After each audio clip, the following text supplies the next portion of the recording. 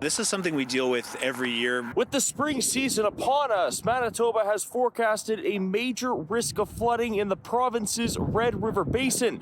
Communities that dealt with flood damage last year are having to make the same preparations for the same situation. Several communities in the Red River Basin are still dealing with damage from last year's flood. The heightened risk of flooding this year is never welcoming news, but is no surprise for Chris Ewan. The mayor and the Manitoba RM of Richot says they are ready for whatever comes their way. This is something we have to prepare for. Even if it's best case scenario, we're always preparing because we know this is the Red River. This is why we live here. It's a beautiful area to live in, but it's also a vicious body of Mother Nature that we need to make sure that we know how it's going to act on us and how we're going to react to it. Around 7,500 people live in the RM of Richot, south of Winnipeg. Ewan says he estimates a third of those people are at risk. Flooding in 2022 didn't just wash out roads and impact infrastructure, but it severely devastated farms across southern Manitoba.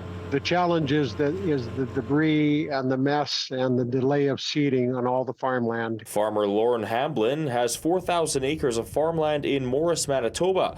Last year, 2,500 acres of that land was completely underwater at the peak of the flood, which completely damaged his fields. He says the outcome of this year's potential flooding all depends on the spring melt. It's very much a function of the melting process and a function of the additional precipitation from now until spring runoff. The Manitoba government issued the warning on Wednesday after recent snowstorms battered North Dakota. They've got the equivalent of about 6 inches of water sitting on the land to be melted off in the headwater. Hydrologist Jay During from the University of Manitoba says 85% of the Red River watershed lies south of the border.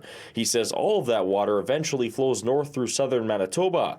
During says long-range forecasts predict less than seasonal temperatures over the next few weeks, meaning that the flood season will start off with a gradual melt.